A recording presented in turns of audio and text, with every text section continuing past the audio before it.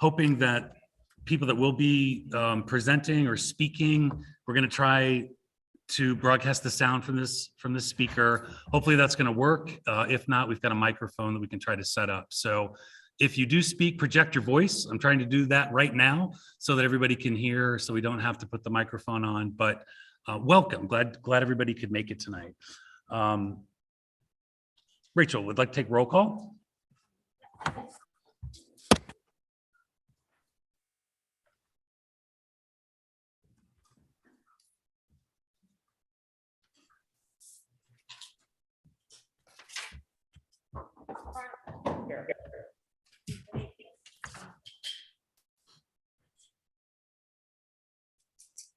Mr. No? Here. Mr. Dallas? Here. Here. Ms. Kepler? Ms. Kepler? Here. Ms. Klein? Josh Meyer? Here. Sean Meyer? Here. Mr. Muhammad?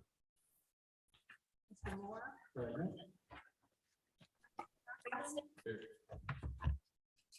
I'm here. Mr. White? Here.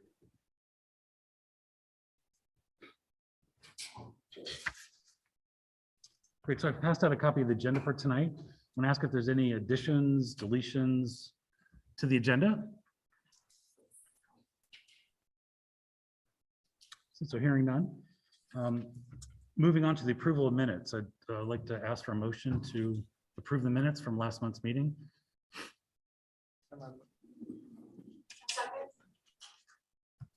All in favor of approval?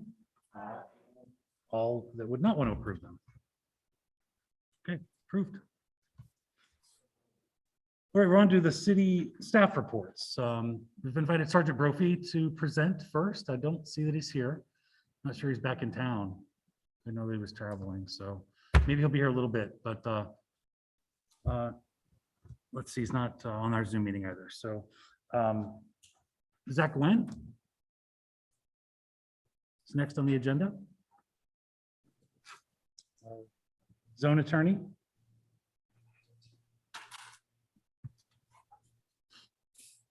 It's gonna be a quick meeting tonight. Avery Townsend, legislative assistant, city council. Hi, Avery. I am here. I feel like I gotta be the face of it. All right, hi everyone. So tomorrow. Can we try something? Could you come up here? Oh, Is that okay? Just because there's a speaker here, sure. and that way folks online. Is this what- stand this right Yes, here next to- well, it's probably Okay. going to be right in your eyes, but you can Okay. sit, yeah. Oh, okay. There's gonna be a zoning hearing tomorrow at 5:30 p.m. You can sign up to testify or submit written testimony, I believe, to Kevin McCain. The advisory already went out for it, so the instructions on how to sign up to testify.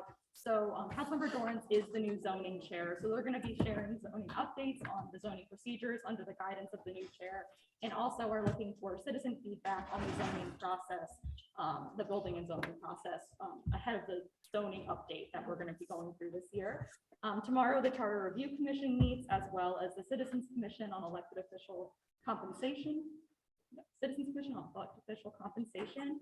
And also a couple weeks ago, I think that this happened a week after you guys had your meeting, that the city passed an additional COVID-19 rental eviction and utility relief fund, or emergency rental and utility relief fund. So if you know anybody that is suffering from economic hardship from COVID-19, you can find resources on rentful614.com. So RENTFUL614.com. There's 12 community organizations that will be dispersing that money. And then we have Council Member Nick Bankston with us tonight. And then I was going to remind you about his community hours that he's hosting on Saturdays. I think your next one is March 26th, Kevin. Is that right? So they're from 10 to 12 on Saturdays. So he is the chair of small minority business, economic development, and technology committee. Does anyone have any questions for me? The charter review? The Charter Review Commission, yeah, so they're meeting tomorrow. They're starting to formulate, they got a presentation from Auditor Kilgore last week, but you can watch them on YouTube or Facebook, and then you can email them at, one second. crc2022@columbus.gov with any thoughts or comments. So they're still meeting weekly and bi-weekly. They set their schedule, so it's streamed. So all the previous meetings are available. Thank you so much. Avery, are you able to give this to? Oh, yeah.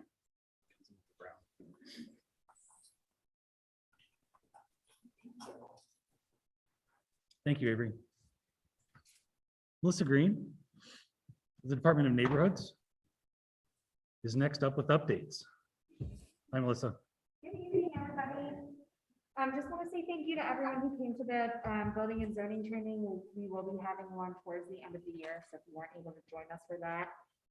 Just a reminder, I know Sean, you've been in your position as treasurer for quite a while, but we have a new chair and vice chair, and we do have on March 19th our budget and fiscal management training coming up. So that might be of interest to you guys if you want to kind of refresh on what some of that paperwork looks like, in case you got my email today and we're like, what is she talking about? So that is coming up on the 19th of March. Also wanted to let everyone know we'll be sending out additional information, but we are going to be hosting the mayor's state of the city. That's going to be on Tuesday, March 15th at noon, and it's obviously going to be taking place virtually. So we will send the information out for how you can log on, watch that, stream it as we get a little bit closer to that. And that's all for me. Thank you, Melissa. Does anybody have any questions for Melissa? Thank you. Dana Dorsey is online with us. So Dana, hold on one second. Can't hear you yet.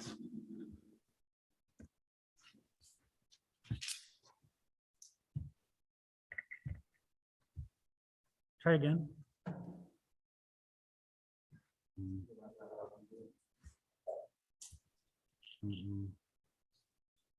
One second.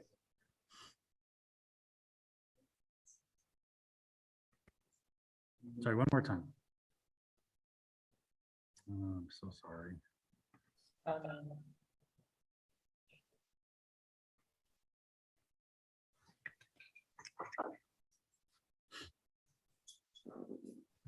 If I unplug this, maybe.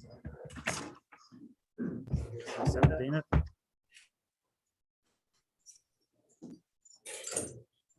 I can hear myself talk.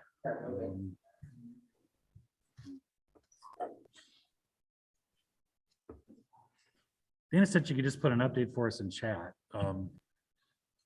Yeah, you can hear me though, right? Just can't hear you for some reason.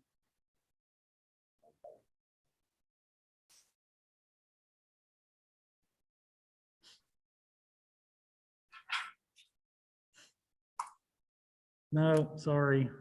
No.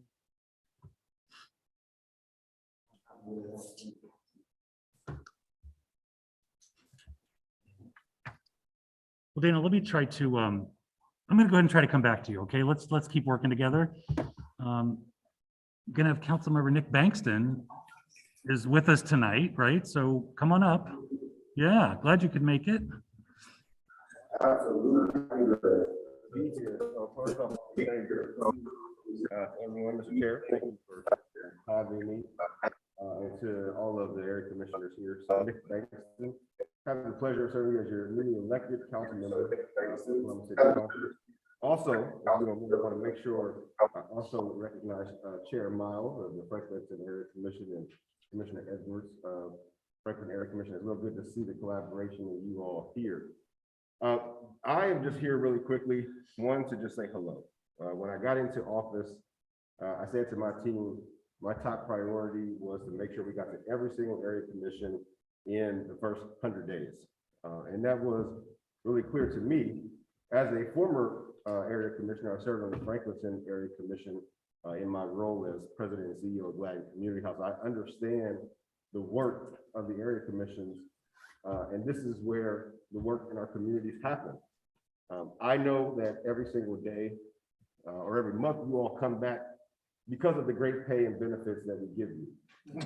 I am feverishly working on getting you guys a raise, I promise. If this is your first area commission, you hear them laughing because they don't do this for the pay. It's because of the love of their community, the passion they have for their community. And all of you being here present, this is a great turnout because you care about the direction of this community and of our city. And so for me, it was really just to come say hello, let you know what committees I am chairing, introduce my staff, and let you know just how I plan on running my office. And then if we have time for questions, I don't want to monopolize the agenda. Happy to hear what some of the pressing issues are, priorities are. Also want to make it clear that this will not be the last time that I'm here. And so, Mr. Chair, anytime that you want me here, if there's something that you need us to discuss, we're happy to be here. So I think Avery already hit on it, but I'll just hit on it again. The committees that our office will be chairing are economic development, small minority business, and technology, as well as we will be vice chairing finance with President Pro Tem Brown, the Department Committee of Utilities, and also the Building and Zoning Committee with Councilmember Dorn. So I will look forward to tomorrow's public hearing on zoning. You know, I ran on 3 principles, and really this is how I want to operate my office. It was these ideas of accessibility, accountability, and trust. We are, I think, at a great juncture in our city's history. Our growth is our greatest asset. It's our greatest opportunity. But simultaneously, right, it is our greatest pain point and our greatest challenge that we have to work together to overcome. And so we have issues that before the pandemic were already there: affordable housing, transportation. So when I think about us coming out of the pandemic, violent crime that has plagued every single part of our community, no one has been exempt from that. And so yes, we have big challenges because that's the pain points of a growing city. But I'm optimistic because we continue to grow. I'm optimistic because we will meet the challenge. But more importantly than what the solution is, I think it's the approach to how we get there. Because if we don't get there together, if we don't work on it together, then it's a solution that doesn't work for everyone. And so for me, the approach to how we will do this work, and what I'm thinking about every single day when I'm sitting there, guys, is accessibility, accountability, and trust. So being accessible to you all, that my office, and that we build a culture in City Hall that it is open to every single voice. We need big, bold solutions to meet this moment. Not the same old conservative things that we've been doing. We need big, bold solutions. And in order to have big, bold solutions, every voice has to be at the table. Not just the ones that agree with me, not just the ones that are the most academic, not just the ones that are the most data-driven, but every single voice matters. That's why I'm here tonight, because you are the resident expert. I will never know what intimately the issues are on the hilltop, because I don't live here. You all do. And so that's why I'm here today, because I need to hear from you directly what's happening, what's going on. We represent over 900,000 people, 222 square miles. But you know your neighborhood, you know your street. And so to make sure that your voice is at the table is very important. Now watch this. Now I'm getting in my preaching mode. Accessibility doesn't mean agreement, because we in Baptist church, amen. That's where I came from. Accessibility doesn't mean agreement. But what I would promise to you is this: my door is always open for us to have a discussion, for us to sit down so that we can make sure that everybody is included in the direction of our city. 2 is accountability. We have great stakeholders in the city of Columbus. You can look at the skyline. We are happy to have them here. 1, they employ a lot of folks. They are the economic engine of both the region and the state, quite frankly. But at the end of the day, it is the people of Columbus, the residents. Let me be clear and say that again: the residents of Columbus, the voters of Columbus, the folks that drive our streets, the folks that live next to me that come knock on my door and say, "Hey, Nick, they forgot to pick up my trash," right? Those are the folks that I'm accountable to. And it is those folks that will be centered to every decision that I make, and also the other 500,000 people that are on their way here. That's who we have to be accountable to. That's who we have to put front and center of everything that we do. And last but not least, and this is the hardest one, is trust. I think that it is no secret to any of us that over the years, there has been an erosion of trust in our institutions. Let me be clear, that is not simply a city hall issue. It's a state house issue, it's a White House issue, it is a schoolhouse issue. It is a pick your institution, insert issue that we have to work together as a community to come together once again. It's a build that trust. How do you get there? That's transparency. Being consistent. That's being consistent. That's showing up. That's showing up. Is that how I say? But it's critical. It is critical to where we're going as a community, that we have to trust one another, but also simultaneously we have to work together in our communities to be in a relationship with each other once again. When we talk about violent crime, when we talk about racial inequities and racial injustices and so many other things that are happening, that comes from a lack of communication and relationship. So I want to work with you to do those things. Yes, those are tall things. I cannot do it alone. But I know that if we work together, we will be able to solve the challenge. So that is the spirit that will run in my office. And when I sit on the dais, that's where I'm coming from. I will make mistakes. Let me say that to you here. But I'm okay with you holding me accountable. But what I promise you is that we will work every single day to ensure that we're building a city that's worthy of the next generation. And I want to do that with you. So I'm excited to be here today. Last thing, and I forgot to say this, I want to make sure I introduce my team. One of my team members is here. The other one, unfortunately, couldn't be here. So our legislative aide, who is not here, will be really focused on policy, internal communication, and legislation. His name is JP Dorval. I'm really excited to be working with this young man. If any of you know Senator Charlita Tavares, y'all know that she is dynamite and about policy.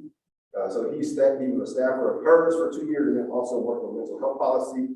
And now is with me in City Hall, so I'm really excited to work with him. Also have Kevin Jones. Kevin, raise your hand. We call Kev. Kevin Jones is our legislative assistant, working on constituency engagement communication. So he'll be your first line of contact and also the person that tells him what to do. So make sure you become his best friend.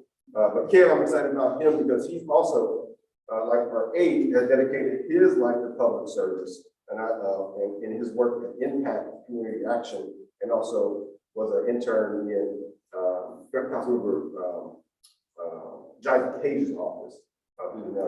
So I'm excited about the team that we have together, two dynamic people that are dedicating their careers and like the public service. I'm excited to work with them.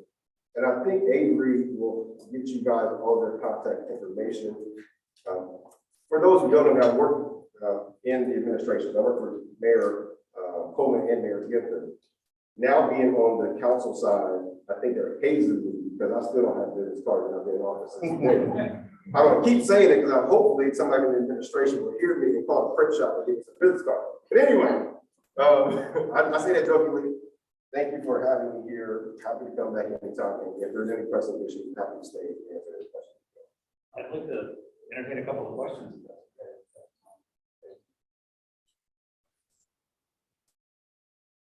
None? I have a question. Yeah. Last time you spoke to us, you were promoting the charter amendment that would create the office of the Inspector General, as well as a civilian review board. At that time, I raised concerns that the language of the charter amendment subjected everything to the collective bargaining agreement. My concern then was founded with the new collective bargaining agreement, which does not allow any investigation of criminal acts by the police officers in the course of their duty. I just want to ask, in the spirit of accountability, you promoted that. I was hoping to give real reform. What is your thoughts on the way that's played out? Yes. I think that with issue 2, the original issue 2 is on ballot in 2020, right? Yeah, 2020. And that created the Office of the Inspector General and now the Civilian Police Board. I said it then and I'll say it now, I think the language was vague enough because we knew that it was a starting point. And I think that once we get things running, I think that we have the inspector general on, we have a start date, the funding is there. I think that as we continue to build it, there will be an opportunity for us to continue to change it and to continue to make sure that it has the authority that it needs. And quite frankly, I think coming out of the negotiation, it put us in a place, in a position that was really good for us. We got some things in there that I never would talk about. For instance, when an officer involved shooting happens, that triggers an automatic drug test, right? Things that you think that we would never, ever see. And so for me, I think it's a starting point.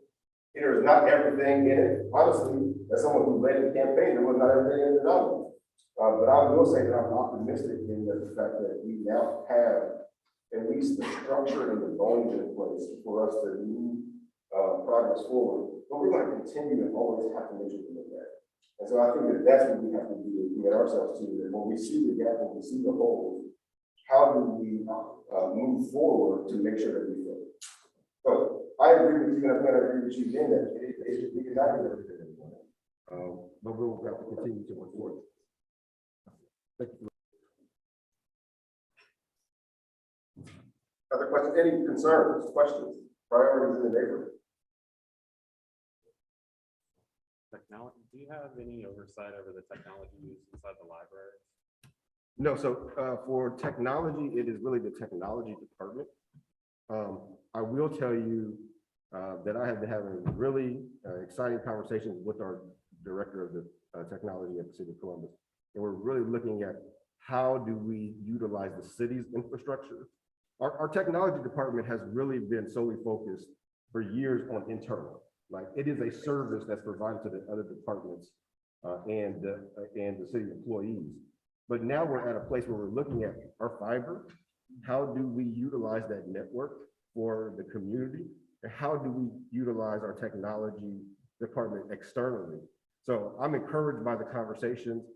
We had an RFI that went out to look at different providers to see if they would partner with us and use our fiber to provide more high-speed internet to different places in the city. So we're in the early stages of that, but I'm really encouraged by the direction that our technology department is on. So unfortunately, we don't have any control over the library system in the technology committee. I just bring it up because it'd be a really good partnership between the library and the city, since the library is struggling with its actual bandwidth within the library. Because I had a meeting like 2 or 3 weeks ago, and I couldn't even get a Zoom going because there was just not enough bandwidth within the library. We struggle with that here too, like inside this church. Yeah, it's a consistent struggle because I think that from a internet standpoint, we've looked at the private sector. You know, my personal feelings are that at this point, internet is a utility, and we should make sure that everyone has access to high-speed internet. How we do that, I think it's going to be a public-private partnership. And so I think we're pushing technology. We have put an earmark in this budget with one of my amendments, an additional $300,000 to the technology department, specifically around internet access and also CTV. So to make sure that as we talk about transparency, being accessible, making sure that we have the technology in place with CTV to communicate to the public, because I think that when the pandemic happened, we were flat-footed, quite honestly, at the city from a technology standpoint. I'm proud to say that we're at a better place now, but we can still continue to make enhancements there. Yes, ma'am. I have a question about, we had a few of the city council members come into the bus tour and before you were in office. Yeah, so this is more directed at Mr. Harding than you, but one of his staff members talked to me about potential ordinances for regulating housing aggregators. Okay. And I don't know if that's something that they're still working on, but, and I don't expect you to know really, but I just wanted to bring it up, so maybe you could bring that concern back to them. And Sure. ask them what's going on. You said housing. Housing aggregators, so, Aggregators, okay. house flippers, people who buy Got it, got it. houses wholesale. Got it. That's a big issue in the hilltop right now, obviously, lots of properties being bought up, market value, flipped. And a lot of them don't look very nice as compared to how they could look, I think. Personal opinions. I got you. Yeah. Okay. So more regulating the actual product that they do. No, I think the legislation would be targeted at regulating what those buyers can do, how they can advertise. I think maybe they would have to register and the kinds of offers they could make to people. Because their MO is kind of contacting people who have a property that's kind of falling apart or run down and offering them, you know, a bargain basement price in cash. And then they're taking advantage of what could be generational wealth that could be built for people in the. Okay, yeah, I'm looking at Kev. We'll make sure we reach out to the Councilman Favors office, Chair's Housing, to see if any progress has been made on that. Thanks for bringing that up. And I'm glad you mentioned the bus tour. Would like to get that on the calendar to try to do something like that again for this year, if that's possible. Okay. And I know we don't have an exact date, but I think it was a really productive day. It helped you and other council members get out of the office, really see and dig into some issues. And I'd really like to, we talked in our public safety committee about possibly just pairing the next bus tour with an opportunity to sit down afterwards and just kind of go deep, a little more deeply into some issues that we could present. So Good. for Avery and for yourself, just to put that in your ear, that we'd like to see if we could resurrect another bus tour for this year. Avery has a thumbs up. Okay. And I'm happy to be on that bus tour. Well, good. Yeah. I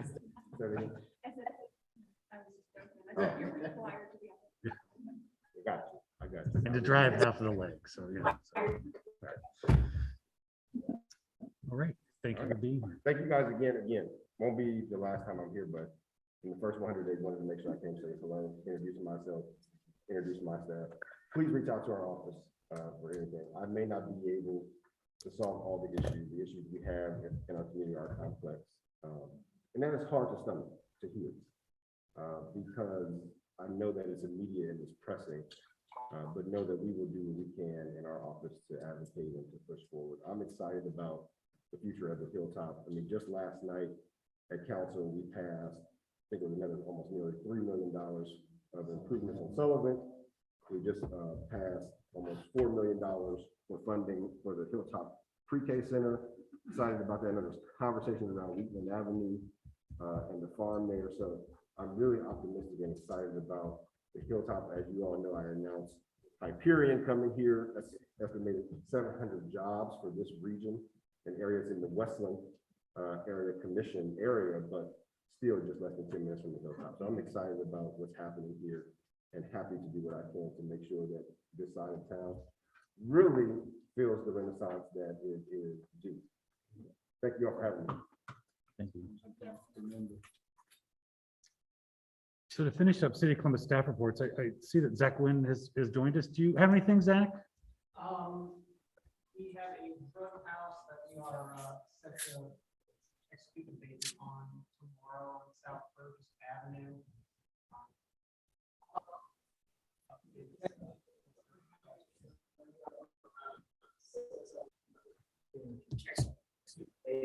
There have been a number of models that You can hear. popping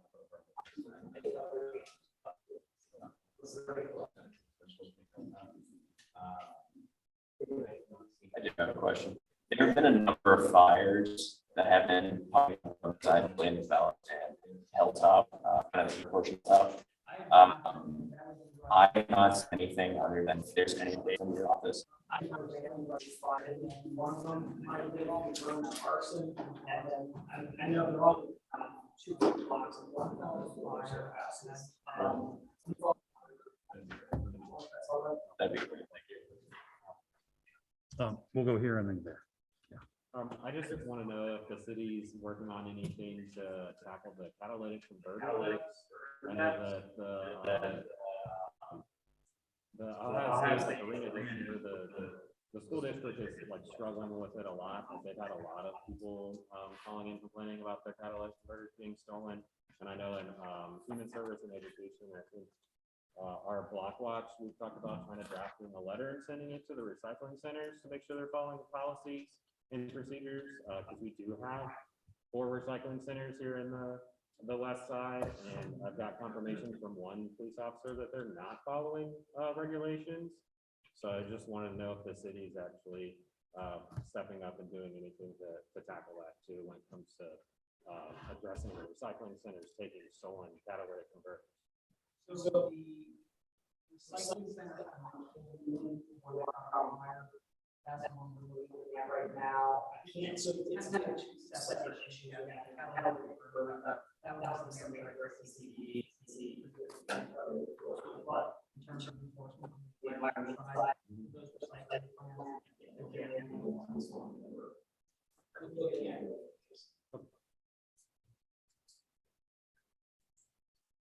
Problem areas that we have.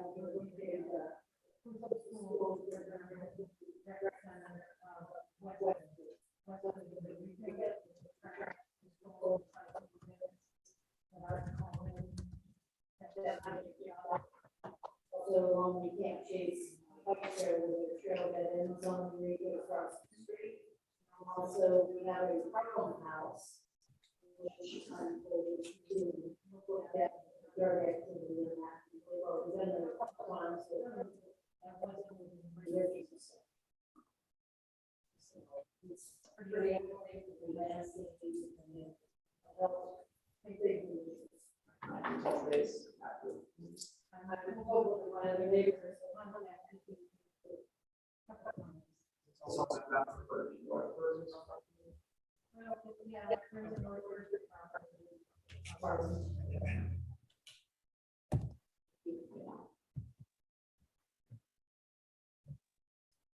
All right, thank you, Zach, very much. So Dana Dorsey, I think, is able to speak to us now. Dana, Yep, I should be go able ahead. to. Can you hear me? Okay, awesome. So I don't really have much of a report. Thank you all for your time tonight.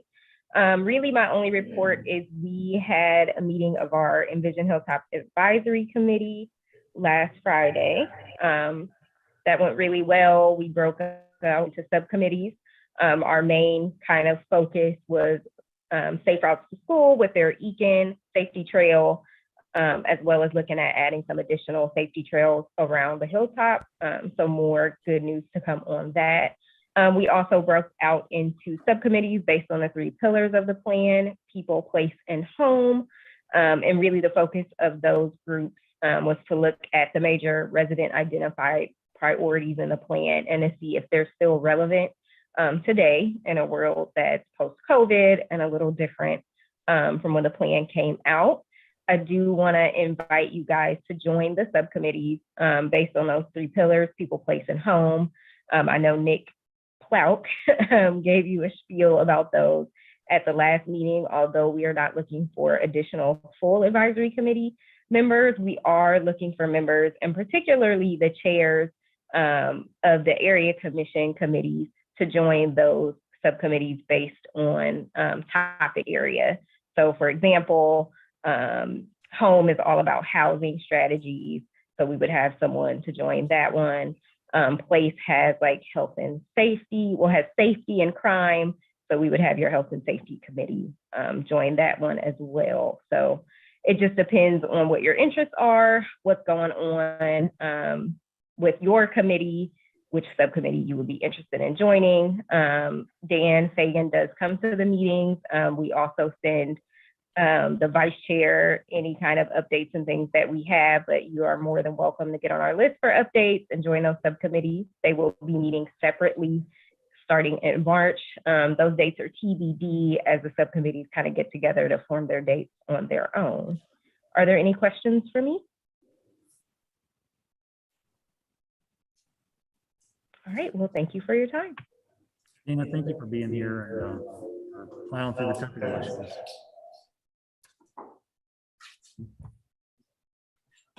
I can just switch it back.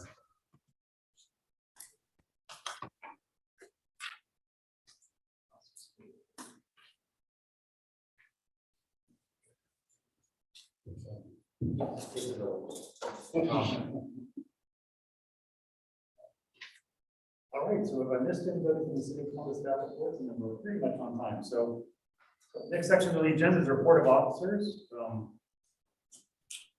As the chair, just want to say thank you to all the committees over the course of this first 2 months. On our website, if this is the first time you've attended one of our meetings, or first time you're hearing from us, this is our website. It's a long address now, but it's cbusareacommissions.org. And all the commissions across the city are listed here, so you can visit any commission that's there. But here's our website, and the various committees that meet. There's a lot of activity that happens with this group of people that are sitting at these tables. Look at all the meetings we have just scheduled in March, right? These are all the different committees that we have. And here's a list of who we are, but here's a list of the committees we have. Everything from community relations to planning and economic development, public safety, liquor permit review, human services and education. The new committees, we've assigned chairs and committee membership, and this is really a lot of the work that we try to accomplish gets done. And just want to say thank you to all the committees that have already meeting and are propping up really, I think, a plan for this next 12 months. You are invited, if you're in the audience or listening in tonight or watch this recording at a later time, you're welcome at any of these committees. You can find, like if you were interested in coming to our Human Service and Education meeting, it's 5:30 on March 16th. It's at the library. So that's how you can find where our meetings are. We do have, well, what are these, committees about? We've tried to add descriptions here on what those are.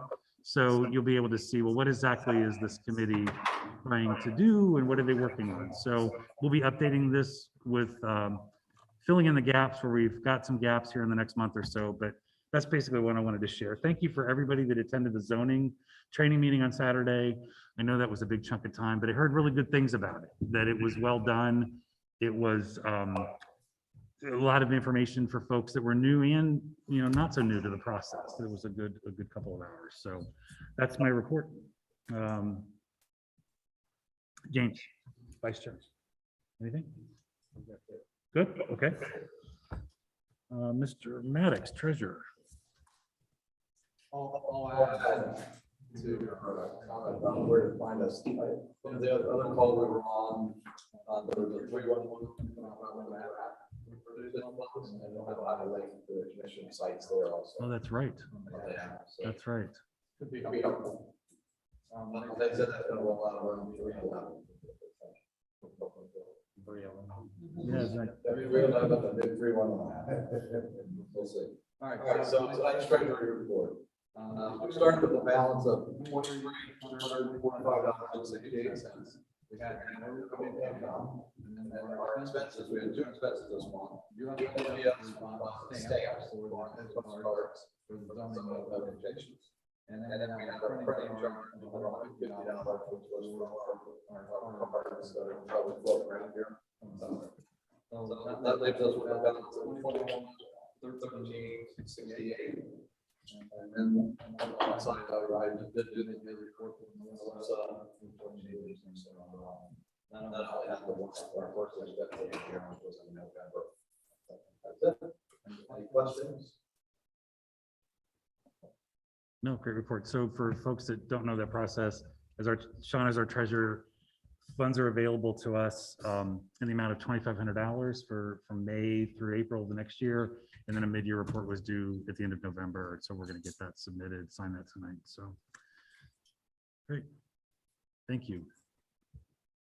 Rachel's our secretary. Do you have anything? I do not, nothing. Sure. All right, so let's move on to the report of our committees. We're going to start with zoning. Patrick Barnacle. I was not present at the zoning, I heard the chair plan. A little update about our facility. We heard the application for the chief zoning, which is going to be presented, discussed and we were in favor of that application. I'll let the applicant discuss that more.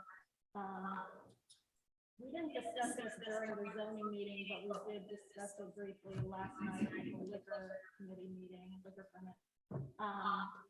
Is that I would like for us to start attending the city council zoning meetings, especially when there's any application that we have, that we voted on that might be controversial at all.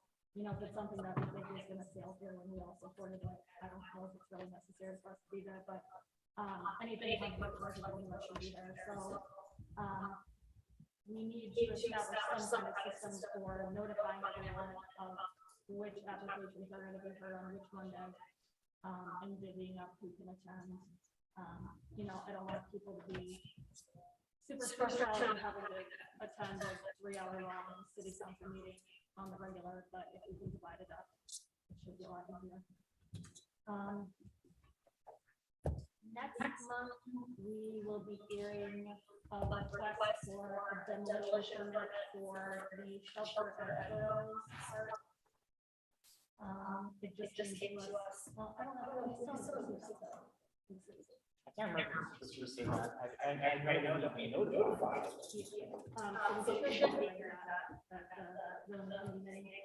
And we will also be hearing another from our road development. Pretty similar to what we were walking through, but they notified us that they are not going to be able to combine all the parcels as they plan to, and so they actually need approval for different variances based on the parcels not combined. So I don't think they're planning anything. Yeah, so basically because the parcels not be combined, they will now be in violation of setback because the building will be close.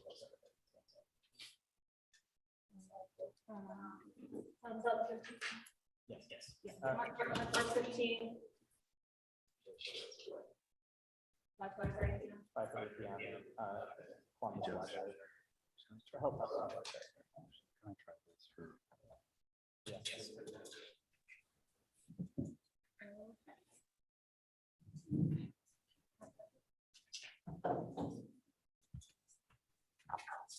Do you want to call our presenting? Do you want to do that out?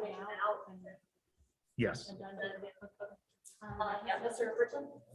Is there any way to share the plan on the screen?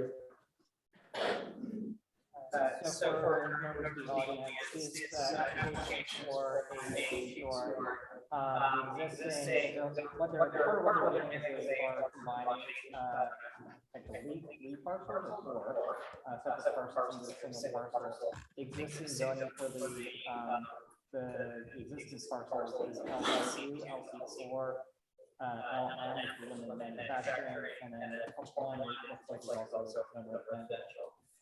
They're proposing a CCD standard, and CCD standard is one of them includes C4, and I believe something that they're C4. Is it this one? C4? Okay. It's right here. The underlying zoning is relatively close to some residential areas, but it is on the road where there are a lot of truck stops and, gas stations. Well, thank you again, James Richards, Clifton Gold, we're the developers and chief and fire to bring this project before you. Thank you for the introduction, Patrick. I'll just talk briefly a little bit about Chief and who Chief is, and then we can get into, in a moment, we'll get into some of the details of the site plan. Any questions you guys have, I'd be happy to take those offline. So remember, Chief here and a couple of engineering consultants as well. So Chief is a family-owned and operated business out of Pennsylvania. It's founded in the somewhere past 50 years ago.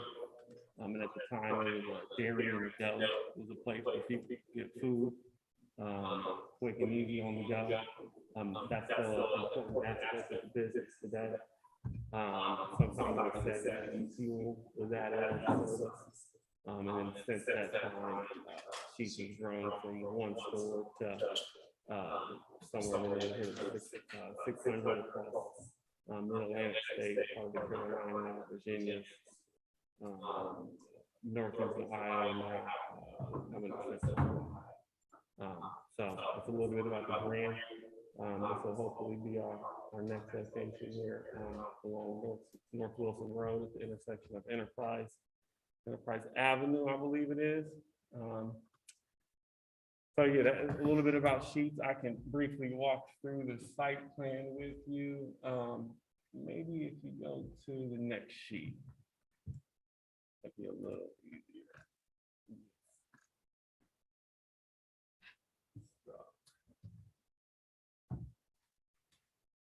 Again, North Wilson Road. This is Enterprise Avenue.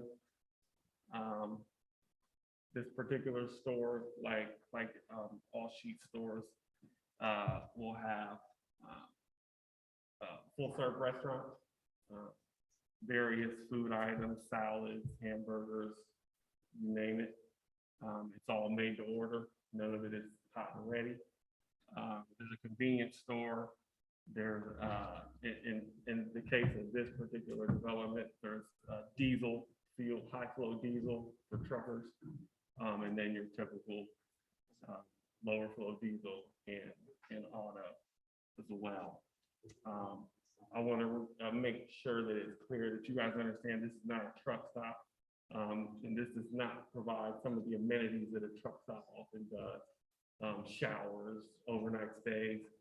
This particular development will not provide any of that. We do have truck parking to the south, but that's all temporary parking, no different than the parking that surrounds the store. It's just to allow the truckers to park and go patronize the store and the restaurant like anybody else would. We're proposing a new signal at the intersection, a traffic signal at the intersection of Enterprise Drive and Wilson. The city of Columbus has told us that they're in support of that, so that will be installed as a part of the project, assuming that everybody votes in favor of the project, and eventually we make our way through city council. In addition to the signal, there'll be crosswalks at all four corners of this intersection. New sidewalks along the front, street trees, ample landscaping, as you can see. The southern edge of the property consists of a tree preservation area to help buffer us to the south and to the east. There's over 3 acres of wooded area that will be preserved. And again, the idea is to buffer from the residents. In addition to that, here in the northeast corner, there's additional mounding and evergreens that we're proposing to provide even more of a buffer. The ponds you see here, these are detention ponds or stormwater ponds. They're not just serving a kind of aesthetic appeal by any means.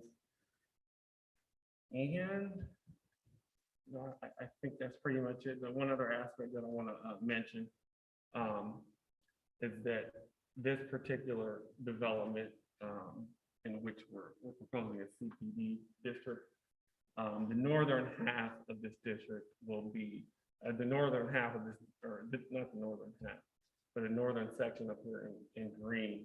This will be an office district, so this cannot be developed with any use that's not permitted in the city of Columbus C2 list of approved uses. We're not going to develop it today. Sheets is not a office space developer by any means, but it will be limited to that kind of use if it is ever developed. And that's the problem.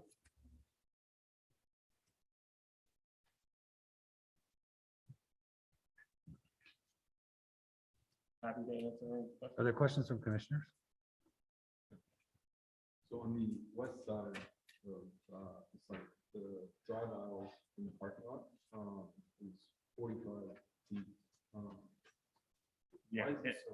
I'm sorry for misspeaking last time. I think 2 zoning meetings ago, I misspoke on that.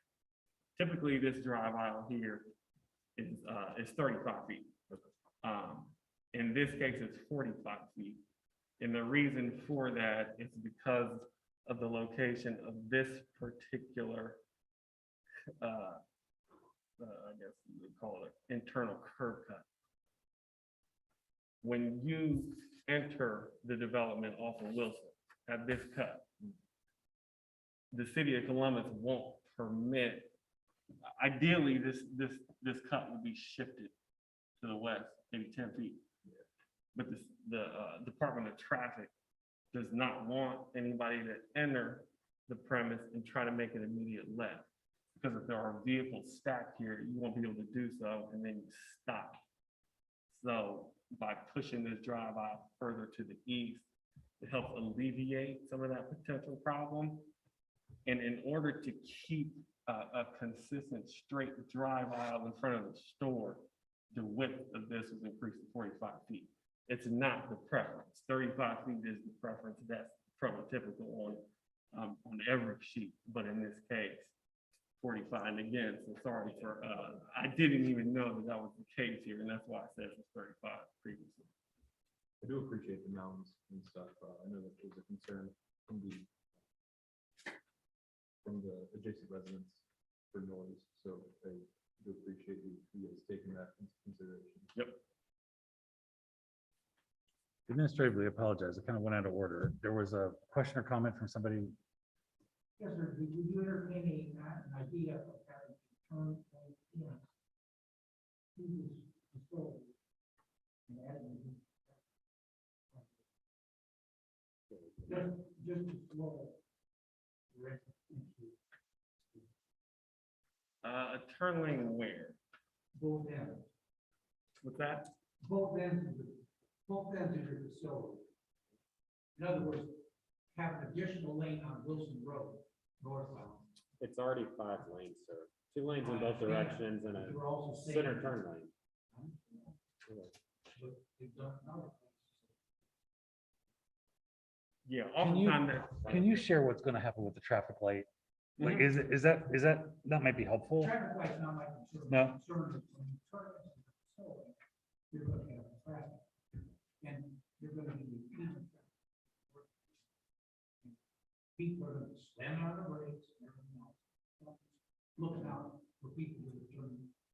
Yeah. What we do have that addresses that are turn lanes as you head southbound. This is a 5-lane road. Right. The center lane is considered a 2-way left. So as you head southbound, that 2-way left will be utilized as a designated left turn lane. North of the signal and to enter this drive and south of the signal to enter this drive. In terms of the northbound right turn lane, that was something that we did not pursue, but it's also something that the city of Columbus Department of Public Services not indicated they want or would be in support of. Yep.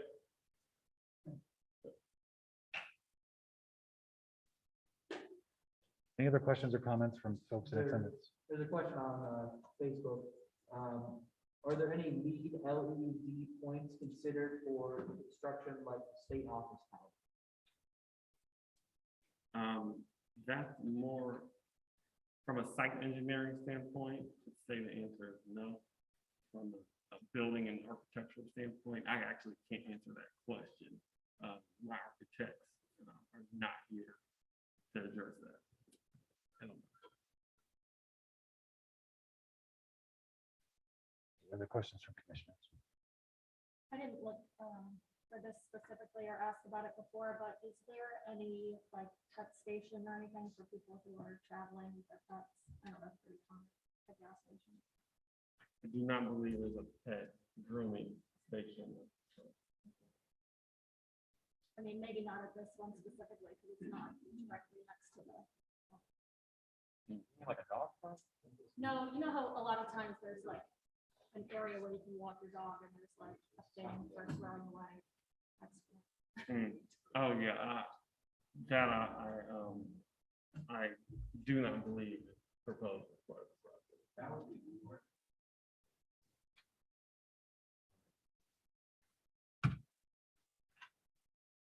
Yeah. At committee, we voted 5 in favor and 1 abstaining, so. In favor at committee.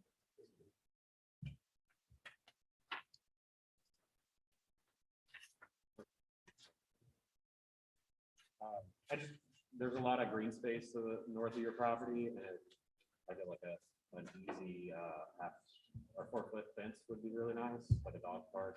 I don't know if it'd get a lot of use, but it'd definitely be something ideally you could do with that green space temporarily until you guys figure out if you're gonna put up office spaces or not. And you're already gonna mow it. Seems like a valuable thing to the community. Mr. Fay, can you pull up the lighting section? Just because this is something I think is just important to view. It'll be a different. Yeah, it's a different PDF. You want to go back to.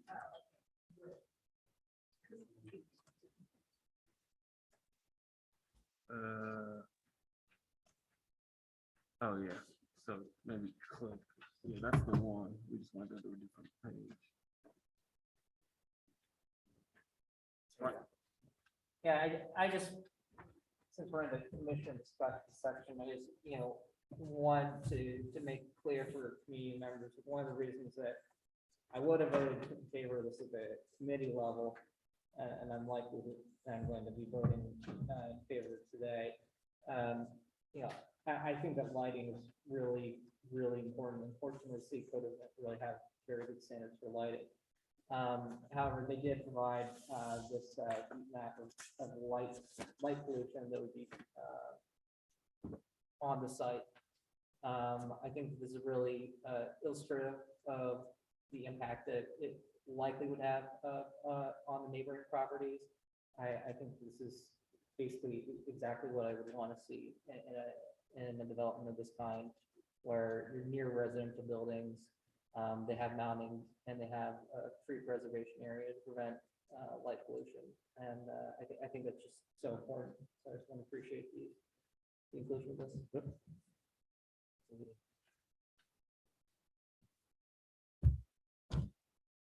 Any question? Yes, ma'am. I don't live in here, and my son's house backs right up to this area. So this is my first time to this area commission. Can you explain the lighting part of it? I don't understand. Okay, what yeah. that is. Yeah, absolutely. So in essence, what you have here is 2 colors. You have blue and green. You can see the little green circles that are highlighted here and kind of encompass the property. In the center of each one of those circles is a light, a pole light. So, parking lot lighting, downlit. Yeah, downlit. And so the green represents the spread of each one of those lights. As you get to the blue area, that is an area that has no impact by the light. So no light pollution there whatsoever. So effectively what's being highlighted here is that the parking lot or site lighting is being localized to not only the limits of the property, but the limits of the area that's being developed. How many feet would that be? The lighting would affect behind this to the east? Yeah, so theoretically, there would be no effect, no light pollution. No light bleed to the east. Yeah, so there would be no light polluting that far east. So Is the nearest home here? yeah, the nearest home is actually beyond what you can see. The nearest home, the nearest house Okay. is actually beyond. It's over here in this black area. Okay. And again, this darker blue area, that represents an area that is not impacted by light. So it would be dark. And to address your comment earlier, I'll talk to chiefs about that. But that's not something they typically do. Yeah. Another question. So with the construction of project, is there carbon impact assessment for the project? I'm also not familiar with the carbon impact assessment that's been done. That's not something that we've done at this point. There is a COMCHEC, which is related to energy use, efficiency, and utilization. That's done at the building plan level. We haven't started building design on this particular project. So unfortunately, I can't really answer that question. But I can tell you that if it's something that the city of Columbus will require as a part of the building permit and review process, then that is something that will be provided. The question, what is the distance in feet from the detention pond to the property line of these?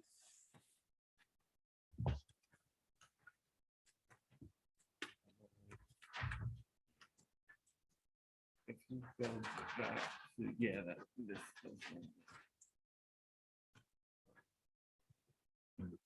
it's somewhere around 250 feet. Okay, so there's 250 feet between the detention pond and the property From line. it's a little short from the detention pond. It might be around. Can't really read. 150. Yeah, from the pond to the property line. 150.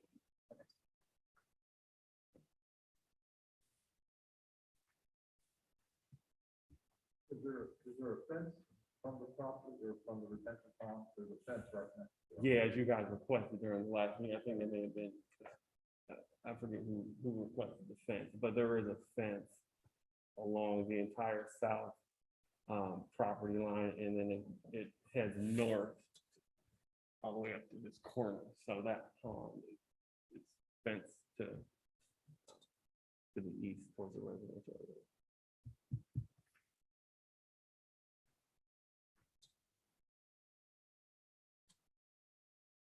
Any other questions?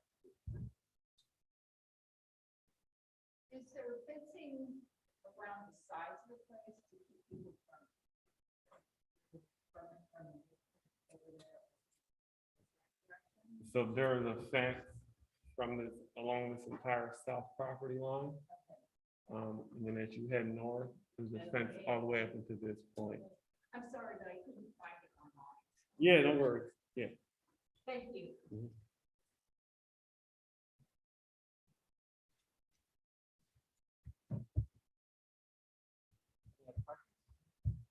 Seeing that, I'm going to move to approve Z21-094. Second.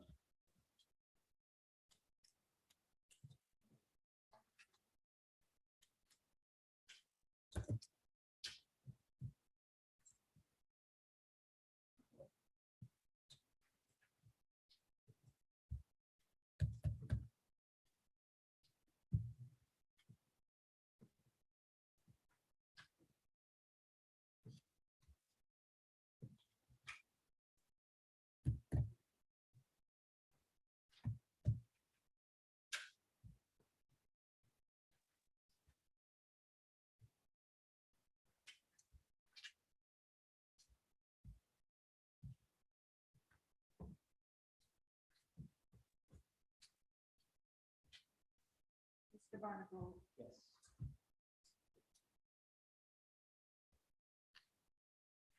Ms. Bates Fry is present on Zoom, but not here, so she can.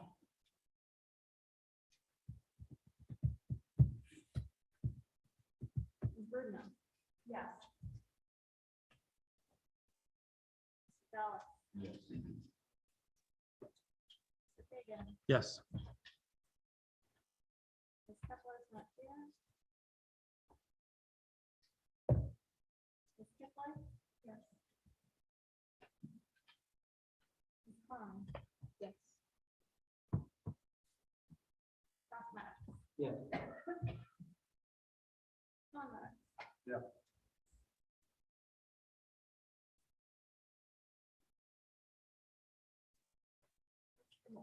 Yes.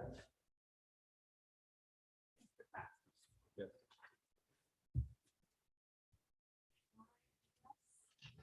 Mr. White? Yes.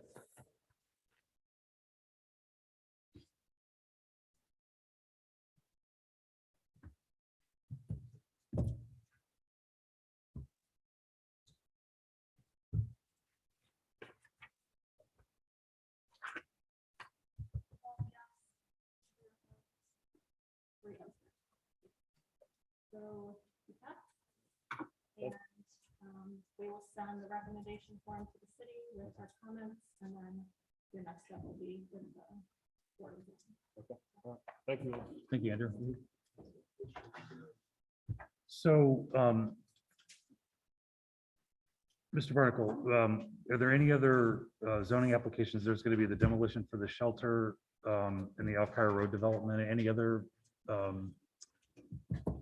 items for the next committee meeting? There's one more, I don't remember its application number. Okay. And I didn't write down, I don't have my phone, so. No worries. I don't know the number, but it's 370 North Eureka. 370 North Eureka, that's the address. That'll be a application. I think technically it's 363. It's on the west side of Eureka, but then they also own 370, which is. Yeah, Sorry. it's a property that straddles both the city of Columbus and Franklin County. And part of the property is in the city of Columbus and part of the property is out in the city of Columbus. North Eureka, Yes, are those the two manufacturing yes, that's had some yes, code violations? yes, That'll be heard on the 15th? that's right. Thank you. Yeah, one of the things they want to do with it is they want to allow a single family residence on a manufacturing district. They want to turn the whole property into a manufacturing district, which would ease almost all of the code violations. And then they would allow, after converting to manufacturing, they want the variance to allow a single family home on a manufacturing lot, which would clear that last piece. Sorry, real quick. Isn't that the same people that came before us in like 2018, 19 that asked for it to be rezoned so they could use it as storage? Or am I thinking of somewhere else? I think you're thinking somewhere else.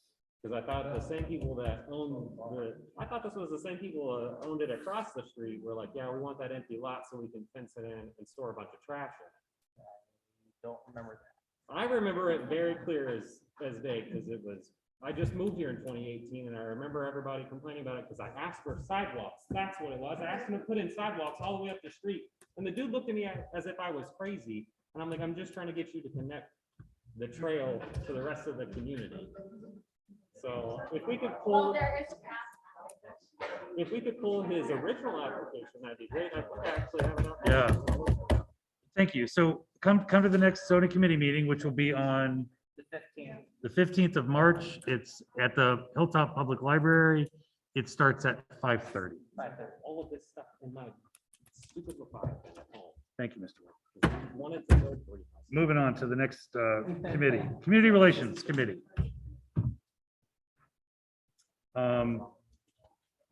Josh Maddox, do you have were we finished? We were finished, right? Yes, we're done. Zoning's over. Sorry.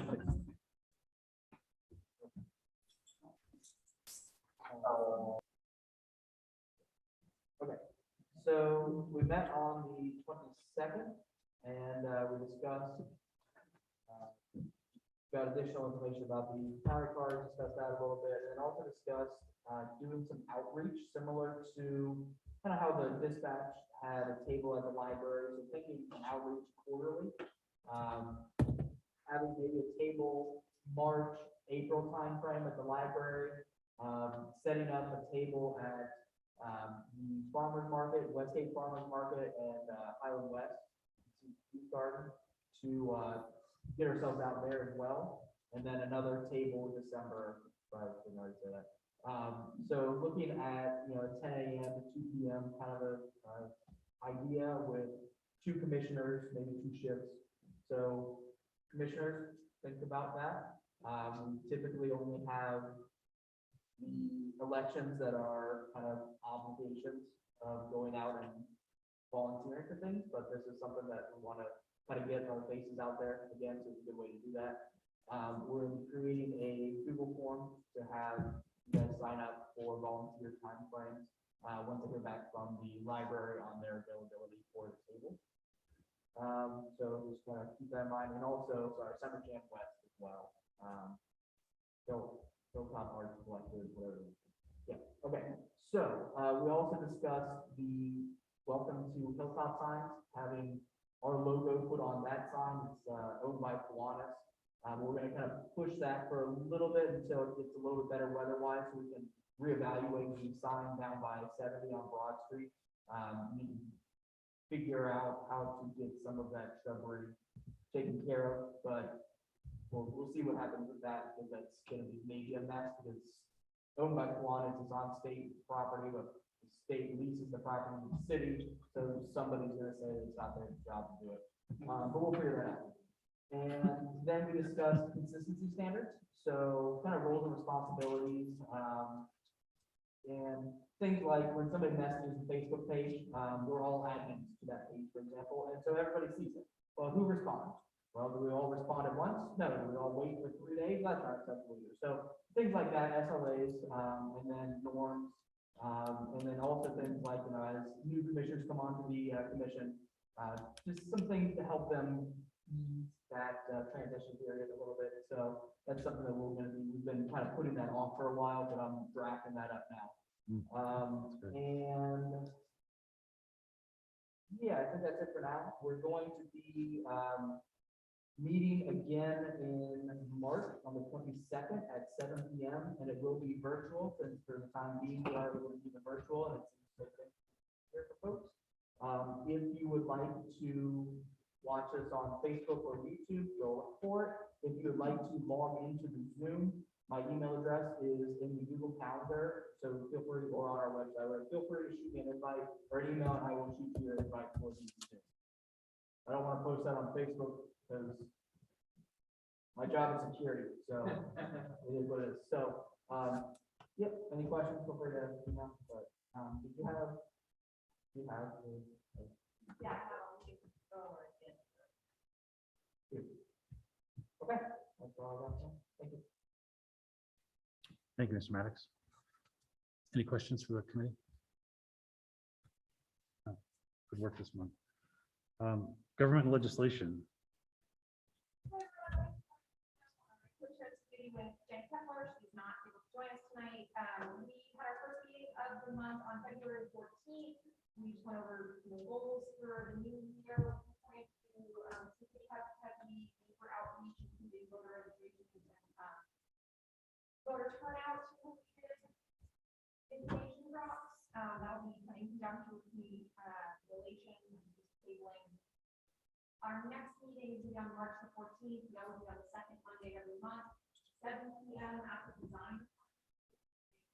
Okay, all our meetings are open to the public. One thing that I'm going to mention from community relations that does apply to our community well, we did put together a Google form for community member volunteers, mostly helping with things with safety events, and things with outreach initiatives, with our election call, as well as joining committees as community members. That will come down on the Facebook. If you're interested, or if you just want to go and sign up for our mailing list, please check that out. Certainly, neighbors and friends, we'd love to have you. Yes, that is all I have. Thank you very much. See, I told you, these committees are doing a lot of work already, just the first couple months of this year. So thank you so much. Any questions for Ms. Brudman? Okay, Human Service and Education, our chair is James White. Hello, everybody. We did meet this past month. We went over quickly some of the major things that we're still covering, still following the City of Columbus Schools Master Plan. Still waiting on the school board to release the legislation on that. That's going to be up for voters in November. Councilmember Favors' office will be at our next month's meeting. Please watch your emails for that. I might decide to change it over to Zoom just so we can get it recorded and out the community a little better, because the main topics we're going to be discussing with her team is the homelessness issues facing the Hilltop, how better we can address that, her office can address it, and what we as a community and city can do to try to help address some of these issues. And like always, open to the public. Anybody is more than welcome to attend. Like I said, please, if you want to attend next month's meeting, that's most likely going to be, or this month's meeting is most likely going to be over soon. So on the calendar, we'll be able to literally state? Is it going to be physically at a location or it will be a Zoom meeting, right? So if you go to our webpage and the calendar, it'll stay updated there and also on our Facebook page. Right, okay. Cool. Well, as of right now, it's on Zoom. I'm just thinking in my head, I have a better internet connection at my house. It'll be on Zoom. If anybody does want to meet at my house, please text me first. Yes, please. I'll send out an email tonight to get the Zoom invite going. Yes. Any questions for Mr. White? Thank you. Our liquor permit review committee. Yes, so we did have a meeting last night at the library, and we had a good discussion. There were not a lot of changes to zoning permits for the past month, not zoning, liquor permits for the past month, but we went over the few that there were. We discussed possibly having Sarah Pomeroy come back and discuss some of the differences in the permits that can be issued and what some of the requirements are for those. We also discussed, I think we had previously discussed in that committee having a map of what permits are currently issued and just being able to, visually appreciate where there are permits for carryouts and bars and that kind of thing, because there is a large concentration of some carryouts, especially along Broad and Sullivan. We discussed the permits that were recommended for non-renewal and kind of what characteristics they have in common, which ones near them were not problematic, and how we might use that to our advantage. But yeah, we will have a meeting this month. I probably will move the meeting. I was thinking the 21st of March, because I'm actually going to be gone for next. The 21st year. Mostly asking Dan. Yeah. Everyone else too. Yeah. Okay. So we'll plan for now on the 21st, 6 p.m. at the library. Awesome. That's it. Great, thank you. Thank you for your report. Any questions? Okay, our Planning and Economic Development Committee. We have co-chairs, Mr. Dallas, Ms. Klein. Hi, everybody. We had our first meeting on February the 10th. We discussed kind of the committee's purpose and some topics that we would kind of like to cover this year. We also had a brief presentation from Betty about a CPC that she has been working on. Our next meeting will be March the 10th at 5:30. Right now, we're still planning to have that at the library, but we'll let you know if it's changed soon.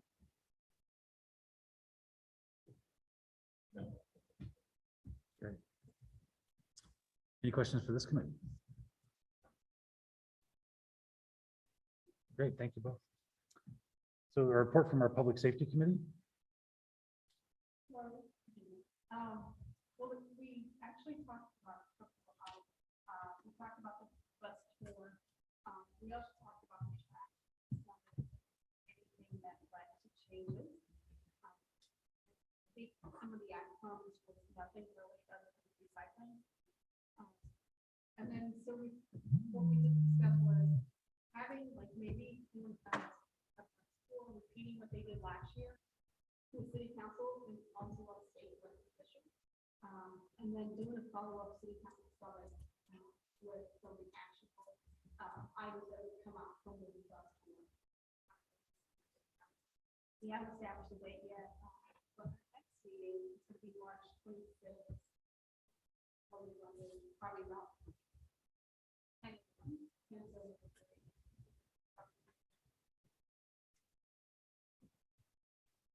Great. Saturday, the 26th, 10 a.m. to 11:30. Yes. Question. Yes, sir. Hey, I was just kind of curious, our zip code 43204 had highest number of deaths due to drug overdose last year from Franklin County. I was curious if we discussed anything about opioids or drug overdose or anything with regard to public safety, if that's something, the brainstorm at all. What we talked about was going door to door, asking.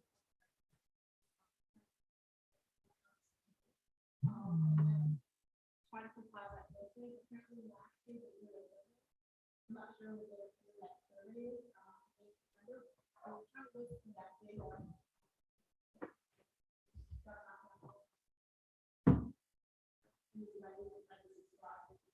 Or try what the resolution should be.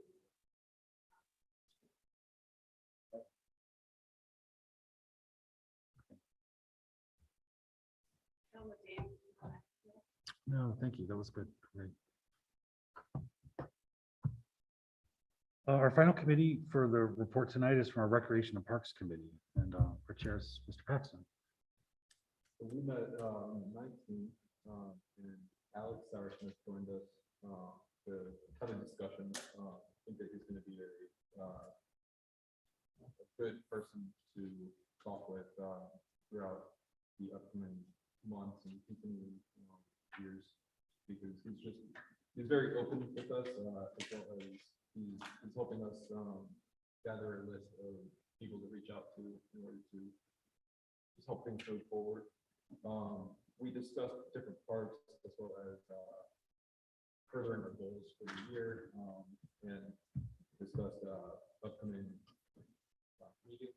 So last year we visited every park doing park audits. This year we are going to visit I think 5 parks. We're probably the 5 parks that we graded as the lowest on our grading scale. And then as we're visiting those parks, we're also going to do a cleanup as well as review the audit that we did this past year. So that way, we can get more community engagement as well as cleaning up. Trying to just reach out to various community leaders, just to really get as many people out and recognize that we're really trying to make improvement, but also, just get our names out there and, and that we're trying to help them. Our next meeting will be also on the 19th, Saturday morning at 9 at the library. So yeah, let's see what people get out. Great, thank you. Any questions for Mr. Paxton and his committee? Great, so that concludes our committee reports. Thank you, everybody. So moving on to unfinished business, I've got our finance committee meeting. So can I ask you to give an update on Yeah, so I sent out a. the scheduling of that? email, Yeah, sorry. To everyone who might need to be there. A fair number of people responded. Most popular time would be March 9th at 6 p.m. Second most popular time was the same day at 6:30 p.m. The difference was 1 person, so we could do it at 6 or 6:30. I guess it depends how long you think it might take. Absolutely, but in 8 days. So Sean, can you just explain to everybody about what this committee would meet, what the purpose of it? So it would be to set the budget for this year, which starts May 1st. April 23. So what we try to come up with ideas of what you need money, what you want to spend money on by committee. And then, hopefully spend the whole $2,500. Very unsuccessful at doing that. So the goal is to figure out what we want to spend it on and then set up the budget. So each committee needs to send a representative, the chair or the co-chair, have some ideas drafted or thought about before the 9th to say these are the supplies that we may need. There's a list of what's kind of approvable or what's allowable. you know, and I can get this out to everybody before the 9th. We can just talk about what those categories are. But chairs could bring ideas of how the $2,500 that we have to spend for next year, how your committee, if you're in need of any funds, let's hear what those are. And then if we need to make any decisions, there's only so much money. If we need to make some decisions, then we could put some things up for a vote. So how long should that take? If people are prepared, each committee could do a presentation. I would assume we could do this in an hour. I don't remember it taking that long last year, Right. like about an hour. Yep, about an hour. Yep, And do we want to just do it by Zoom? yes. So March 9th at 6 o'clock? Yeah. Okay, perfect.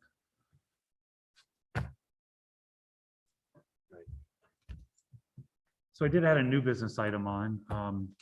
It's, we've talked about it, we've alluded to this. You know, the House Bill 51, it's allowing temporarily for groups like ours to meet virtually through teleconference or video conference. We could have done that tonight. I made a decision not to do that and just go ahead with an in-person meeting. But I do, and I can make a decision for next time too, but I really wanted to put a motion out for the commissioners to just discuss. My motion is, you know, let's discuss whether or not we're going to meet in person for a full commission meeting next month, or we're going to do it virtually. Right? That's the first item. So there's a motion that I want to put out that we discuss. I would like to make a motion that we, just for purposes of clarity, meet in person next month for the full commission meeting. Can we discuss that? Thank you. Right.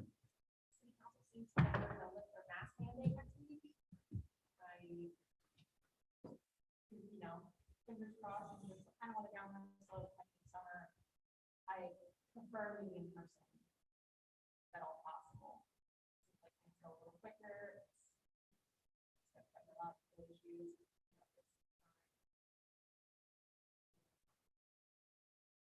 Thank you.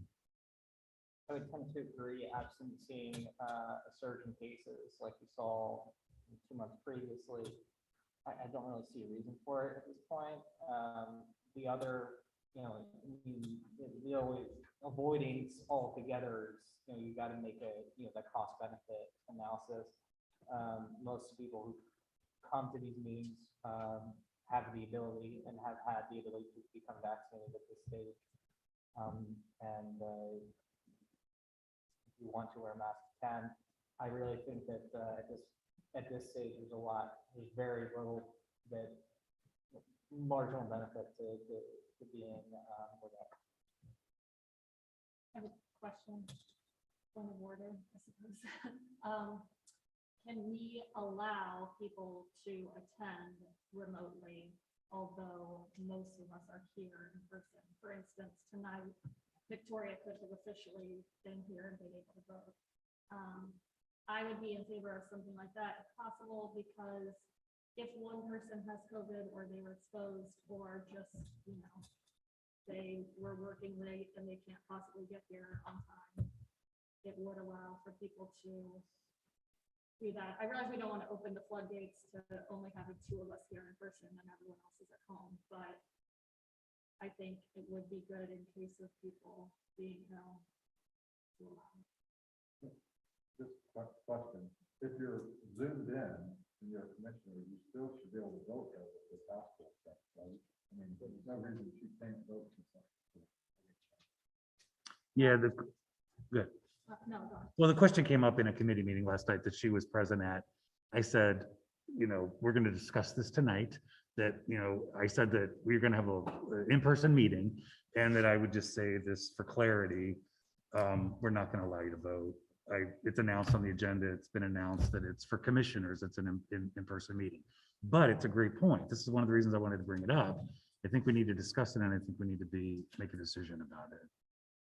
Is it allowable? I mean, I don't know what the case law is about this stuff. I would say it's allowable. I would say it's allowable.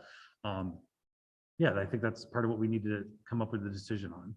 If we decide that we want to continue to meet for full commissions in person, will we allow with a reason, you know, that somebody can zoom in and then still have full privileges as if they were here. I think until July we can. Yeah, until July, we could do that. So that's what, so we could present that, and when we're ready to vote, and if there's no more discussion, I'd like to hear if anybody disagrees or would like to move virtually. I guess the other thing I don't know if you brought up at all is if we're gonna postpone our, like, technically in our bylaws, we have rules about how many is here without being subject to getting muted. So if we are gonna allow people to attend on Zoom, are we gonna suspend that? Are we going to, X number of sections? If you're on Zoom, it just counts like you're going here. I would think that you're allowed to be on. I'd be allowed to be on. Correct.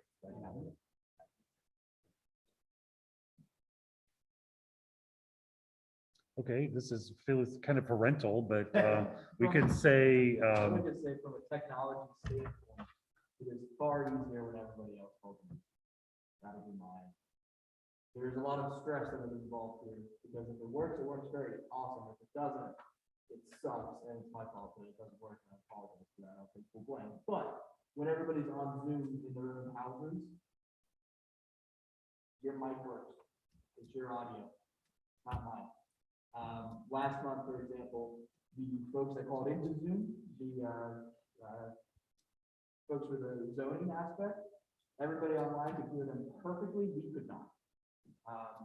Hopefully that's changed this time, because we have a bigger speaker, but in my eyes, the technology aspect is much easier if we're all on. That's just like. Yeah, I would actually tend to agree with that. I mean, although it's allowable, I don't see, we're talking about one absence. And if you're diligent about coming to meetings, then you can take that absence. Just the difficulty we had today, which was very brief, and I don't think it's super disruptive, but if somebody was zoomed in or multiple people were, it could quickly become more trouble to have them included in the meeting than if they're here presently. It is not, I would say the technical difficulty aspect is huge, but it can become disruptive and interrupt the flow.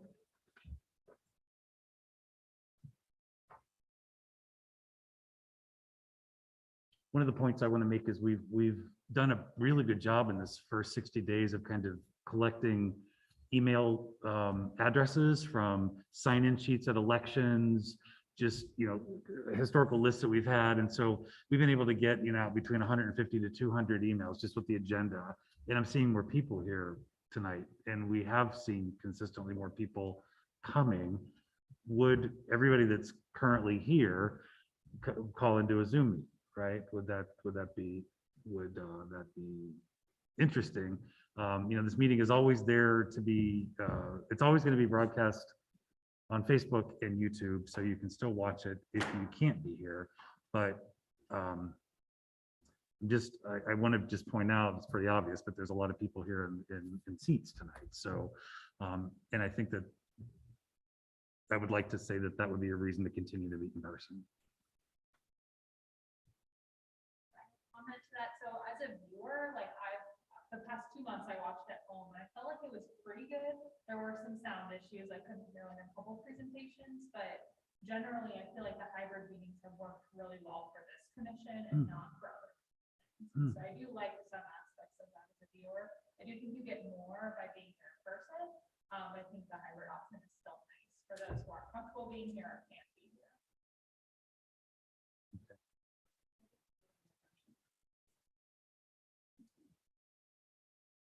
Yes, in person, no, fully. Unless there's any other comments or the questions from commissioners, let's putting a motion forward that we move this to a vote. Well, we're just asking for the full commission meeting, right? Because I know you said there's going to be some of the committee meetings that are still going to be. Yeah, I was going to kind of clarify after we take this vote that committee meetings, that I was not making a motion that those happen in person. And that if I was gonna bring that up next as a motion, like, let's go ahead and say, let's put that out there and committee meetings can meet in person or virtually, right? It could be your choice as chair. So if we pick in person, we won't try to Zoom, we'll just broadcast Facebook, YouTube, no Zoom. Is that what we're saying? Didn't have to. I don't think we addressed that, actually. I think what we're voting on right now is just that our meetings are going to continue in person. Will there be a second vote to say that you are allowed to go hybrid? I think we should vote on that separately. Because I agree with Rachel that. Yeah. If you have a family or something like that where, you're at risk, or, if something happens where you may not be feeling the best and don't want to put, the people here at risk, Mhm. I think that's very beneficial for you to stay home, especially with lifting this mask mandate, and cases may go up, but Sure. we may not know. Sure. I think we should vote on that separately. Okay. So what is the first vote? That these meetings will stay here. With no conditions or accommodations, we're saying? We're gonna address the accommodations. Okay. Okay, so, let's put a motion out. I do have a comment on Facebook that just came through. Anna Serrano, I really love hearing the ability to listen online as an audience option. There are still some maybe kinks that we worked out, but thank you all for the work for it as as possible. And I second that, and somebody else said a lot of. Just a lot of the that was letter. Soon, let's see, yes, We have a second for Leia's motion to put this to vote. Forgive me for belaboring it. It's okay. I have a kid at home with chronic disease. I like to assume that nobody's here if they think they're sick. Right. And so I want to just be real. So the first vote is that we would say that we're either here or absent if we're not. No. The vote is to not switch this to being fully remote. Got So for clarity, we're gonna have our next meeting, full commission meeting, here in person. If you would vote no, then the option would be that we would move the meeting entirely to Zoom. Yep. I'll second your motion. Mr. Burke. Yes. It's Friday.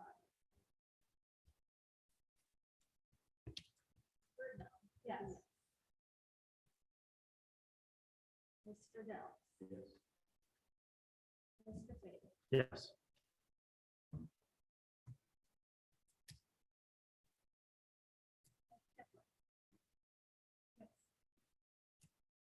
Ms. Klein. Josh Meadows. No. Sean Meadows. Yes.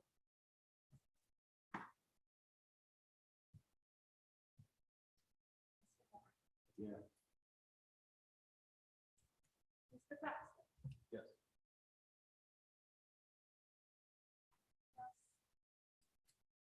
Mr. White. Yes. Good. Motion passes then. Yes, motion passes with one no. No. 11 yes, one no.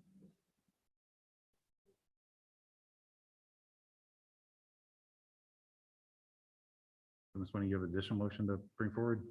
Yes, I will make a motion to allow commissioners to attend remotely and be counted as present if they have a reasonable excuse. We'll just leave it at that. We'll leave it vague. And then I would also propose that if community members want to attend by Zoom, that they also submit any comment they want to make in writing in case we can't hear them. That's just a suggestion. Because if there are technical difficulties, then we could just read what they wanted to say and not have to mess around with the system. So that's my motion. Great. Discussion?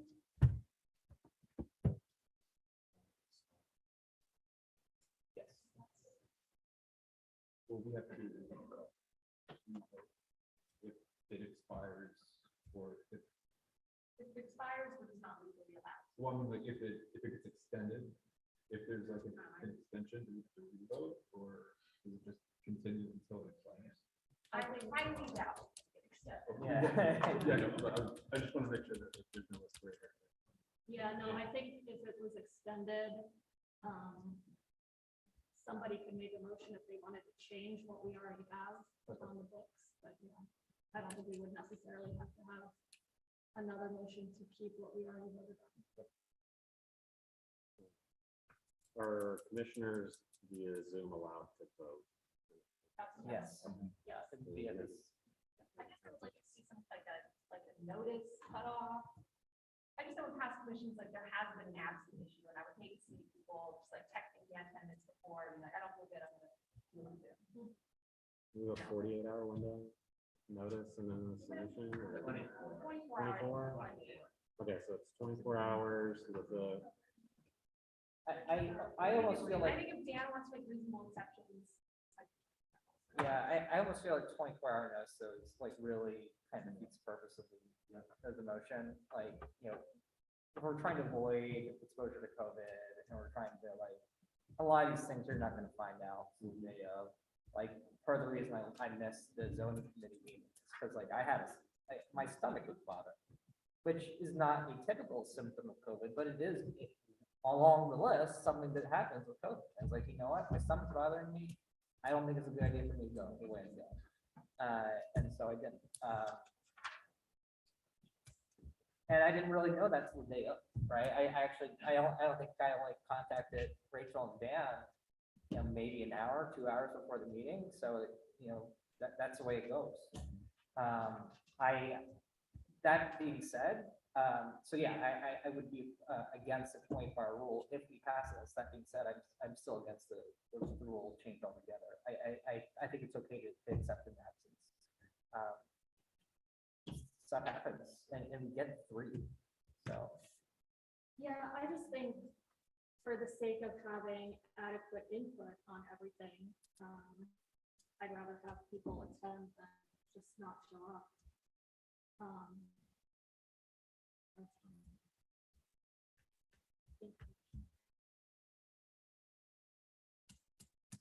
I think, sorry, I think leaving it at Dan's discretion, you know, if somebody's emailing him 10 minutes before and he says, I don't have time to get you the Zoom link, I'm already here setting it up, then the person has to take an absence. But if they give Dan enough notice and we're able to get them the link and all that. This was my comment about being parental, you know, so can it just be as simple as you need to notify the chair or vice chair before the meeting and what the circumstance is and just get an approval? Is the main concern about this, like, absences?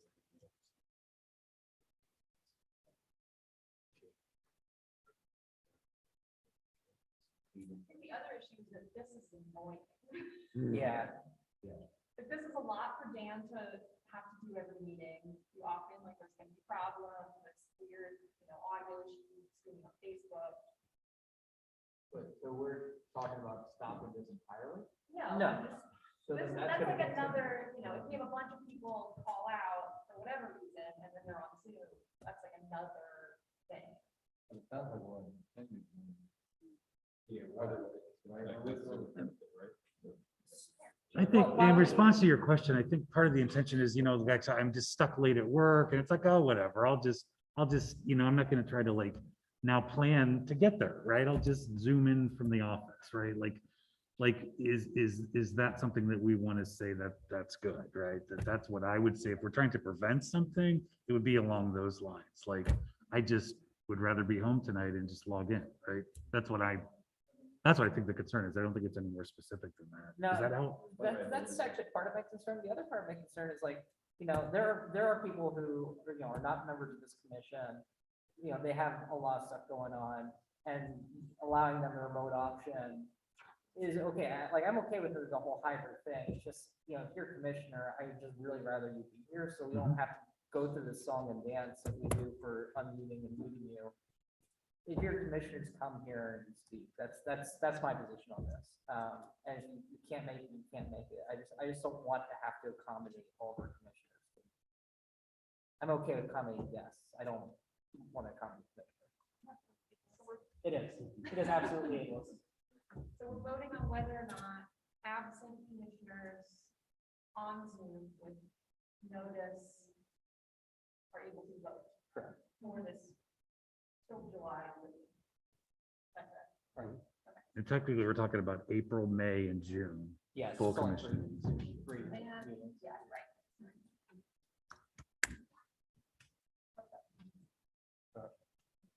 Okay. I move to call the question.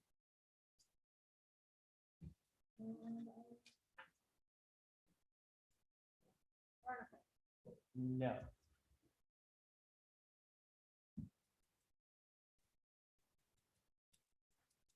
No. No, I think it's just here. Yes. Megan, No.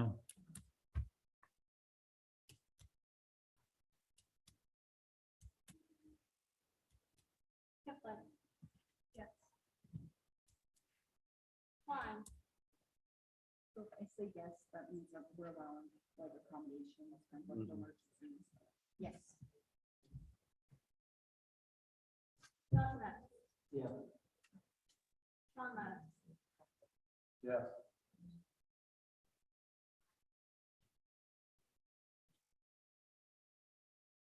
Mr. Moore. Yes. Yes. I'm a yes. Mr. White. Yes. Yeses.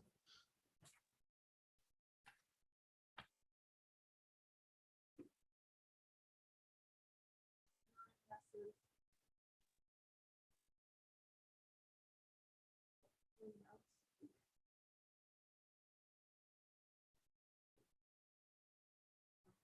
Because the motion doesn't pass then, so it will be allowable next month. The expectation is that we have an in-person meeting. If you have a reason not to be here, you can let James or I know that you're gonna need to miss the meeting and you want to take the option of logging into the Zoom meeting. And then we'll say, that sounds good. And we'll understand to get you the link. Okay. Perfect. This was an important discussion to have. I know it was a little bit laborious, but I think it was an important discussion to have. So thank you very much. Let's move on to announcements. We're at 8 minutes till. Does any commissioners have any announcements? I just want to make sure that everybody's seen that Lisa Balls will be having a litter pickup on April 23rd at 11 a.m. Just so everybody can try to get that on the calendar. Oh, sorry, I'm just excited, well, not excited, because it's her 20th annual litter pickup. She's been hard at work at this for 2 solid decades now. I feel like she's done a lot for the community, so please spread the word, and I look forward to seeing a lot of you guys there. Awesome. State things, state representative still accepting capital budget, deadline for that is March 18th. If you know any organizations qualify for capital funding, send them our way. Redistricting. They're in their third round of Supreme Court hearings on statewide side of things. Congressional act is probably going to go down again tomorrow. So after those, we'll have staff on 120 districts. Great, thank you. My name's Joseph. Sorry. Just quickly, you did purchase, we did purchase some business cards and some other items. Are you gonna pass those out? I'm gonna hand questions out to commissioners. Many of you have organizations you'd like staff to put on your offices or want to paper or drop them off anywhere. This is our first run. We'll probably be making more at some point. These counter cards have all of our information as well as all of our contact information. The business cards just have our website and Facebook handle. And start thinking table, will be all of our events as well. Okay, thank you. Any other announcements? Any announcements from the community? My quick one. Yes, Kevin. For those of you who don't know me, I'm Kevin Orr. I'm the director of the Greater Hilltop Area Shalom Zone. Our goal is in May to start a monthly newsletter we're calling Hilltop Highlights. And so it's going to be just another opportunity for all of you to kind of share out information. So I just wanted you all to know. And I've got Ashley Montana here is one of the people that are helping me, Brandon also, and Christine Cockley is going to be the one who's gathering all the information together. So I just wanted to let you all know it's going to be another way to get the word out about what's going on. Thank you, Kevin. And I was looking up a date I wanted to share for Kick Butt Sea Bus. Yeah. So there'll be a cleaning at 70 in West Broad on March 19th. When you go to columbus.gov, you should be able to find a link if you're interested in helping to clean up that day. It's kind of an unofficial kickoff to the cleanup season. And I'm super excited about Lisa Boggs, but if you want to get a head start, March 19th. So the day you can get out and clean with neighbors. Awesome. Thank you. Oh. Ashley. Ashley Montana, I'm the communication director at Franklin Development Association. Dana had mentioned earlier about the subcommittees for the Envision Hilltop Plan. I am the chair of the home subcommittee. Adam Silver's the people subcommittee. I don't know if he wants to talk about it, but if you want to join my subcommittee, if you are passionate about affordable housing, mixed income housing, home repairs, those are kind of like the three pillars that we have. Dan has been a part of one of those meetings, and I just forwarded you the calendar to schedule our next one. Awesome. If you want to be part of those, just talk to me after. Yeah, same to me. If you're interested in the people pillar, reach out to me. I'd love to have you join our subcommittee. Awesome. I didn't collect all the details. I did have an opportunity this month to meet with a couple of researchers at Ohio State University. The Columbus Health Department wanted to do some focus groups with area commissions as representatives for the neighborhoods about what impact COVID's had on our community. And so I don't know if the Franklinton Area Commission had the same experience, but they were really interested in the hilltopusa.org website and that platform and what ability that had to collect resources, disseminate information. So I don't know if you'll hear from them, but they found that very interesting and very much something they hadn't heard before as they were talking to other neighborhoods. So I just wanted to share that with you. Yep. Awesome. Great. Great. Who's Hilltop.org website? That's me. Okay. Yep. Yes. All right. I'm going to say we don't have any other announcements. No, I do. One more. Hi, everybody. Anthony Caldwell. Some of you know me as a school board member of Southwestern City Schools. We're here tonight from the Franklin County Auditor's Office. I'm actually Auditor Stinciano's Communication and Engagement Director. And we sent out some notices to all commissioners about things that are going on in the Auditor's Office, but specifically things that residents need to know. Order revision process. So do you think the property's value too high or your property's value too low? You have until March 31st to file a complaint with order revision. If you need help with that, let us know. I have cards. I'll stick around and talk to folks if you want to. Number two, dog licensing. It's the law. It's good public health because it requires a rabies vaccine, but it's also a really great way to remind yourself if you lose your dog. You have until March 31st before the fees increase for dog licensing. So we want to make sure that you protect your dog, get the dog license for you as soon as possible. And then we're also working on an affordable housing fair that we're going to host at the Westgate Community Center. Details to come on that, but it's going to be in May sometime. And so once we get that, either I'll be out or Sam Morris and my team will come out, make sure that we all have that information. But yeah, all the email addresses now, thanks to your beautiful cards. So we'll make sure that you're well informed about the events. That's all I want to share. Thanks. Thank you, sir. And my final comment is thank you to the staff of the church here. There was many volunteers that came early tonight to help with the sound system and different things. So thank you, Steve, and everybody that you've done to accommodate us for this meeting. So yeah, thank you. All right, I'm going to make a motion to adjourn this meeting tonight. Okay. All in favor? All right. All opposed?